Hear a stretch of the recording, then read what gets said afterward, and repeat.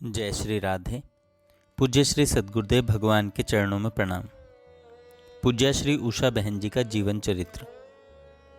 कल हमने सुना था कैसे पूज्या उषा जी वृंदावन पहुंची और रंग जी के मंदिर के सामने पहुंचकर रिक्शा वाले से पूज्या उषा जी ने कहा, मुझे तो आप श्री यमुना जी का मार्ग बतला दीजिए। वैराग्य की महान प्रतिमा एक सुदृढ़ निश्चय को लेकर घर से चली थी। वृंदावन में किसी भी एकांत स्थली पर किसी लता तरु की छाया में रहकर वहाँ वास करेंगी। अनेक बार कहा करती थी, यदि यह पुरुष देह होता तो निश्चय ही कृत्रिम बने आश्रमों में नहीं, प्रत्युत प्राकृतिक आश्रय में ही विचरण कर अपने अटूट निश्चय पर दृढ़ रहता। श्री रूप सनातन जी की विरक्ति ने इनके मन को आकृष्ट किया था तथा वृक्ष के नीचे रहकर ही अपना महान अभीष्ट प्राप्त करना चाहती थी। इनके कंधे से थैला उतार हाथ में कंबल ले वे भाई पास ही के मकान में ले गए। उन दिनों पूज्या संतोष बहन जी सरला जी वहीं निवास करती थी।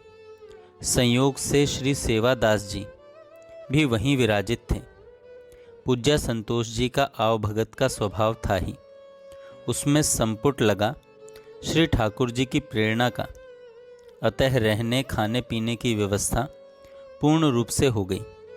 वे एक स्थान पर स्वयं ही लिखती हैं, एक कंबल लेकर चली थी। तुम सब घबराते थे, सर्दी कैसे कटेगी, पर इन प्रबंधक महोदय श्री ठाकुर जी ने गद्दे चादर कई कंबलों का प्रबंध करवा दिया। चालाकी देखो जरा, मुझे यहाँ आने में एक दिन लेट करवा दिया। सोमवार को नहीं आ सकी, मंगल को यहाँ पहुँची। बड़ी झुंझल आई, बुलाना नहीं चाहते थे तो अंबाला से दिल्ली तक ही क्यों भेजा, पर यहाँ आकर रहस्य पता चला। सोमवार को यदि आती तो अवश्य ही यमुना तट पर पड़ी रहती। संतोष जी ऐसे मिली मानो युगों से परिचित हों। बस संतोष जी के पास आना क्या हुआ, नटखट ने सोचा संतोष जी के फंदे में फंसवा दूं। वे इन्हें कहीं अकेले जाने न देती थी। पूज्या बहन जी के साथ पूज्या उषा जी वृंदावन में अनेक स्थलियों पर भ्रमण करती रहीं। एक स्थान पर पुनः लिखती हैं, निधिवन और सेवा कुंज आकर्षक लगे। यहाँ की लताएं विचित्र हैं। ऐसी अलबेली झुकी हुई लताएं कहीं नहीं देखी कभी। सचमुच ही प्रियतम के प्रणय भार से दबी रसवर्षिणी हो जैसे। श्री ललिता जी को प्यास लगने पर भगवान ने वंशी ध्वनि द्वारा श्री यमुना जी की धारा प्रकट की। वह ललिता कुंड भी देखा। श्री रूप और जीव गोस्वामी पाद की समाधियां देख लगा जैसे वे वहीं छिपे बैठे हैं। ये लोग हरिनाम रसामृत का पान कर धन्य हो गए। श्री वृंदावन आकर पूज्या उषा जी कभी निधिवन में विचरण करती और कभी सेवा कुंज में दर्शनार्थ चली जाती। इनकी अलबेली लताओं और कुंजों में इन्हें अनंत सुख की प्राप्ति हुई। कई बार श्री बिहारी जी, राधा वल्लभ जी, रसिक बिहारी जी, राधा रमण जी के दर्शन करने चली जाती। सघन कुंजों, वन्य निकुंजों में, सघन वीथियों में, वंशीवट पर, यमुना तट पर उनके चरण थिरकते रहते। रास में जाती और सर्वोपरि एकांत में बैठ एकांत को नितांत एकांत बना किन किन सुधियों और स्मृतियों में डूबे और उतरने लगती। यह कहना किसके वश की बात है भला। वृंदावन में विचरण करते अपने जीवन सर्वस्व प्रिया प्रियतम तथा उनकी काय व्यूह स्वरूपा इन गोपी वृंद की अनुभूति इन्हें सदैव बनी रहती। पग पग पर उनका दर्शन करती। अपने मन की कहती आत्मविभोर हो वृंदावन में विचरण करती रहीं। अपने ही एक पत्र में श्याम सुंदर को संबोधन कर कहती हैं, मुझ में तो आने का बल नहीं था, तुम्ही ने बुलाया, विवश परवश करके तुम्हारी यह दिव्य भूमि देखी। यहाँ के उज्ज्वल हीरक से रजकणों ने शरीर को विभूषित किया और सुशीतल भी। वंशीवट, कदम्ब वृक्ष, तमाल तरु सभी कुछ देखा। शीतल बयार के झोंके इन्हें झकझोरते हैं, पर ऐसा लगता है कि अतीत का प्यार उर में संजोए। यह चैतन्य तो अवश्य है, पर इनके लहराने में प्यार की उन्माद की, संयोग के सुख भोग्य की ललक नहीं है। विचरण करते करते कभी आह्लाद में भर सजल नेत्र हो निहारती रहती। श्याम सुंदर को अहर्निश निरखते रहने की प्रबल लालसा में जब किंचित व्यवधान सा लगता तो इनका हृदय उमड़ पड़ता। प्रकृति के अलबेलेपन से अपने मन का तादात्म्य कर उसके मिस अपने मन की भावना अभिव्यक्त करती। यही नहीं, निधिवन में लगा जैसे तुम इन नुकुंजों में से मुझे झांक रहे हो।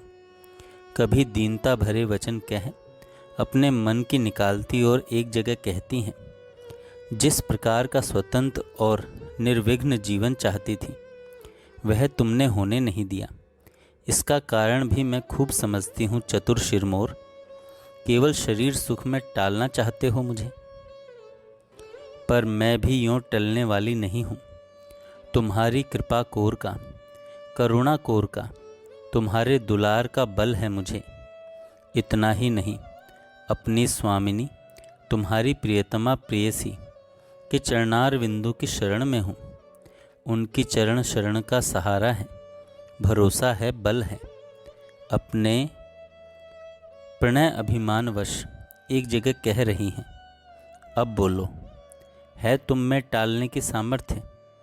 अपनी ओर देखूं तो जीवन में निराशा हो जाती है, पर जब तुम्हारी और श्री राधा जी की सहज करुणा और लाड प्यार के स्वभाव की ओर देखती हूँ तो आशा बंधती है। तुम्हारी करुणा नहीं बरसी, यह कहूँ तो अपराध है। कल यूं ही आलस में पड़ी रही कंबल लपेटे, मन कुछ खिन्न सा था। दीन जनों की एकमात्र गति रासेश्वरी श्री राधा का स्मरण हो आया। झुंझलाहट तो तुम पर थी, पर उन्हीं से तुम्हारी शिकायत कर दी। तभी देखा अपने दाहिने कर सरोज से तुम्हारा वाम पाणी पंकज थामे श्री श्री राधिका तुम्हें साथ लिए आ रही हैं। तुम ऊपर की सीढ़ी पर हो और वह नीचे की। उनके हाथ में तुम्हारा हाथ है, दूसरी ओर कोई महाभागा और भी हैं, पर मैं उन्हें ठीक से देख नहीं पाई। वे कुछ दूरी पर खड़ी थीं। श्री राधा की साड़ी कुछ किशमिशी से रंग की, उस पर सुनहरी जरी की धारियां सी थीं। झिलमिल झिलमिल कर रही थी साड़ी। वे निचली सीढ़ी पर खड़ी ऊपर को मुख उठाए मुस्कुराकर तुम्हें नीचे उतरने का संकेत कर रही थी। तुम्हारा मुझे उतना स्पष्ट स्मरण नहीं है।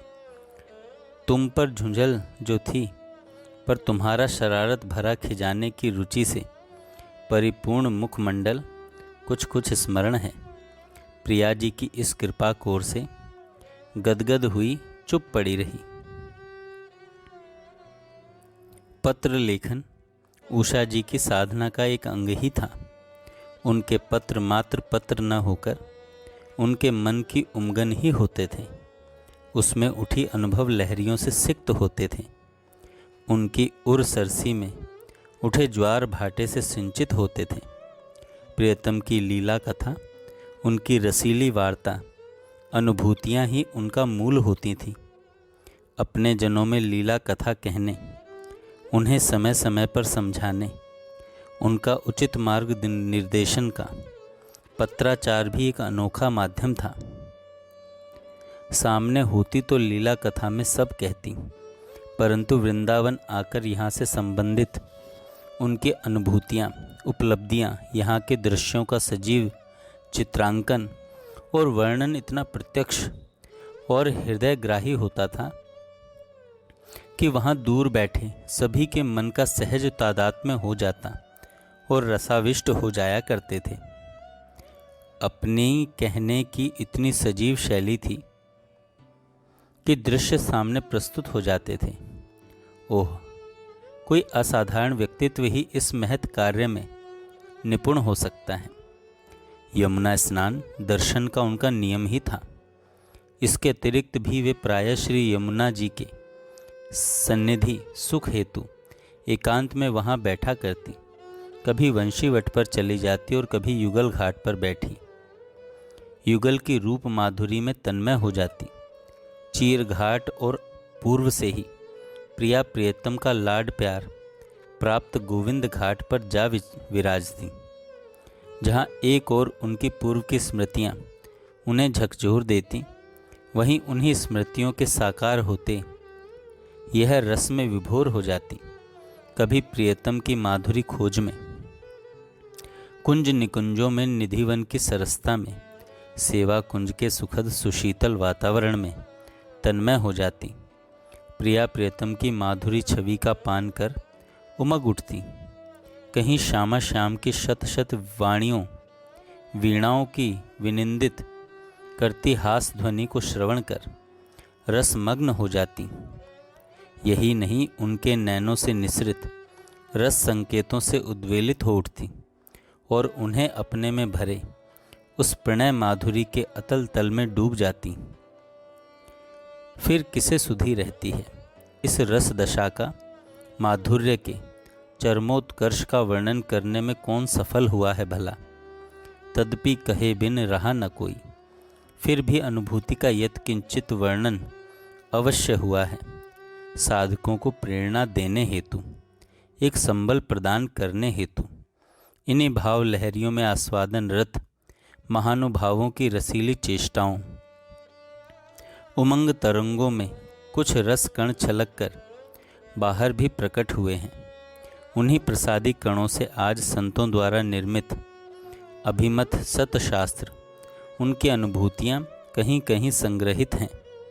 वास्तव में यह कहना नहीं है, बेसुधी में उनके मुख से निसृत प्रेम के उन्माद में प्रस्फुटित स्वर लहरी है, जिसे श्रवण कर आसपास के लोगों ने, उनके संपर्क में आए भाई बहनों ने यत्किंचित उस निधि को संभाल रखा है। पूज्या उषा जी पुनः उसी माधुर्य अम्बुधि में की लहरियों में मग्न मत अपने एकांत में सुख आस्वादन रत हो जाती। आहा आहा, कितना मदिर, कितना मादक है यह उन्मद रस स्रोत, जिसकी इति नहीं अथ ही अथ है। प्रेमियों ने इसी भाव को रागानुराग पूर्ण, इसी दशा को, हृदय की बेकली को, आकुलता व्याकुलता के रूप को, प्राणों की पुकार को नित्य वर्धमान का संपुट लगा प्रिय प्राप्ति का श्रेष्ठ साधन माना है। हाँ, तो पूज्या उषा जी वृंदावन में आकर अपने प्राणों के प्राण, जीवन के सर्वस्व के ध्यान, लीला और चिंतन में निमग्न उनकी सरस सन्निधि में रहने लगी। जय श्री राधे। आगे हम कल सुनेंगे। जय श्री राधे।